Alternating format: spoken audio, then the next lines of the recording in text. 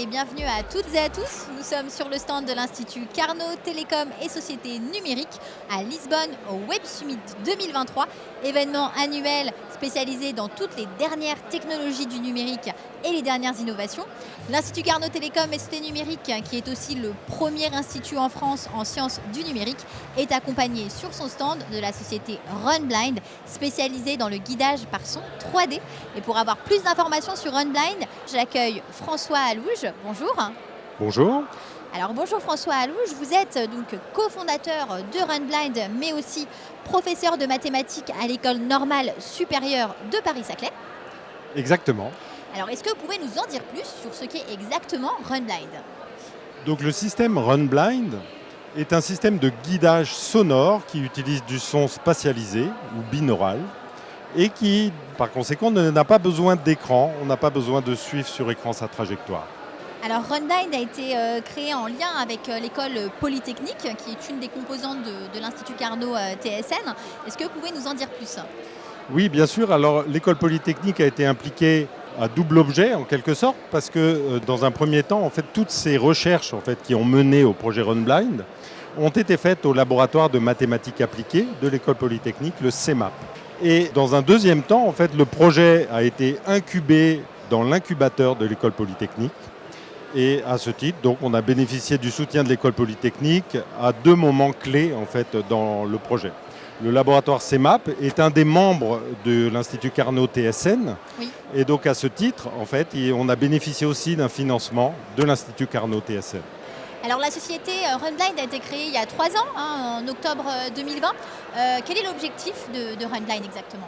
Alors Runblind a été créé effectivement en octobre 2020 à la suite des travaux de la thèse de Sylvain Ferrand, qui est un des 3 cofondateurs de l'entreprise.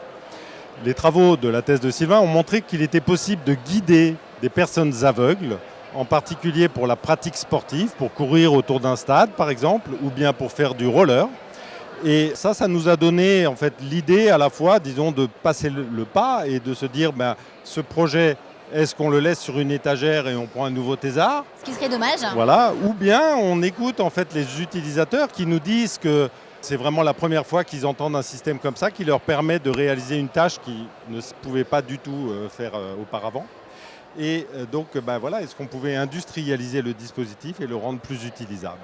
Alors sur ce stand du Carnot Télécom et Sociétés Numériques au Web Summit, vous présentez une démonstration de cet objet. Comment vous utilisez ce dispositif sur le stand ? Alors, donc, pour ça, je pose le micro. Donc, alors, le dispositif Runblind maintenant est complètement intégré dans ces écouteurs tout à fait standards en fait, qui sont des AirPods Pro d'Apple. Voilà, donc c'est des écouteurs Bluetooth qu'on peut garder dans les oreilles. Et on a développé une application qui vous permet, par exemple ici, de se guider. En fait, vous avez une carte. C'est tout à fait un dispositif de guidage à l'instar de ce que vous pourriez trouver dans Google Maps, par exemple. Et il suffit de choisir un endroit où aller. Le dispositif choisit et trouve un itinéraire et vous guide en fait avec le son. Voilà, c'est aussi simple que ça. On l'a utilisé ici lors du Web Summit avec énormément de personnes en fait qui ont pu tester le dispositif et c'est très très fonctionnel. C'est très ludique aussi parce qu'on utilise même un bandeau pour être complètement aveugle du coup et se mettre vraiment en conditions réelles.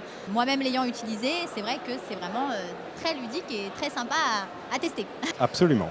Alors, est-ce que vous avez déjà utilisé ce dispositif lors d'événements particuliers ? Alors on l'a utilisé plusieurs fois en fait, en particulier lors de démonstrations sportives et à l'ouverture vers les personnes handicapées ou les personnes en fait typiquement déficientes visuelles. Donc le secteur d'activité principal, c'est sur lequel nous on a démarré cette activité-là, c'était d'offrir aux personnes déficientes visuelles la possibilité de pratiquer le sport. Alors peut-être vous ne le savez pas, mais aujourd'hui il y a énormément d'enfants qui sont déficients visuels et qui ne peuvent pas pratiquer aucune activité sportive. En fait, en général, ils sont dispensés de sport. Et alors que nous, on pense qu'au contraire, il faudrait, pour les aider, eux, à se repérer dans l'espace, qu'ils pratiquent du sport. Donc ça, c'était vraiment notre créneau numéro 1, en quelque sorte. Mais en réfléchissant depuis plusieurs années, on se rend compte qu'être guidé sans écran est une activité dont on a besoin pour presque tous les jours. En particulier, si vous voulez être guidé dans une gare, dans un aéroport, dans un hôpital pour trouver un rendez-vous, dans un centre commercial pour trouver un magasin ou pour trouver un produit, par exemple.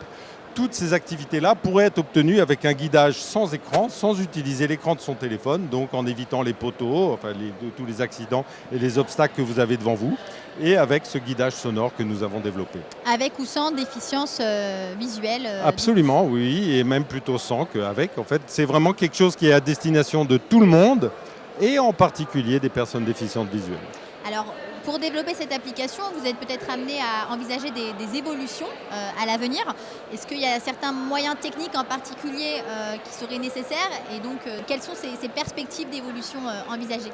Alors, il y a plusieurs évolutions effectivement qui sont envisagées en fait, pour ce dispositif-là. La première évolution que nous envisageons très très sérieusement, c'est d'utiliser d'autres dispositifs sonores que des écouteurs comme ça. Oui. En particulier, aujourd'hui, il y a des dispositifs comme des lunettes connectées ou des casques à conduction osseuse qui sont tout à fait des candidats de choix en fait, pour héberger la technologie RunBlind. Donc ça, c'est une évolution technique en quelque sorte qui est vraiment un des objectifs principaux à court terme. À moyen terme, en fait, il y a des dispositifs qu'on aimerait en fait, développer qui sont en particulier pour les déficients visuels, notamment de reconnaissance d'obstacles. Est-ce qu'il serait possible, lors de leur déplacement, typiquement en ville, de reconnaître et de prévenir des obstacles en fait, qui passent devant eux? Alors là, pour ça, il y aurait besoin probablement dans les téléphones d'utiliser des technologies en fait, vidéo, en fait, de reconnaissance vidéo par exemple, ou alors le lidar, en fait, qui est une sorte de radar en fait, qui permet de détecter les objets qui sont à distance devant vous. Donc tous ces développements-là sont typiquement des développements très très naturels de ce qu'on est en train de faire. Merci François. Merci beaucoup. Merci pour votre éclairage très précieux sur RunBlind et sur l'apport de l'Institut Carnot Télécom et Société Numérique. Et merci à vous de nous avoir suivis. Alors vous pouvez nous retrouver sur le site web de l'Institut Carnot TSN, mais également des informations sur le site de RunBlind qui s'affiche sur votre écran. Et nous suivre également sur les réseaux sociaux X, LinkedIn et YouTube. Merci et à bientôt. Au revoir.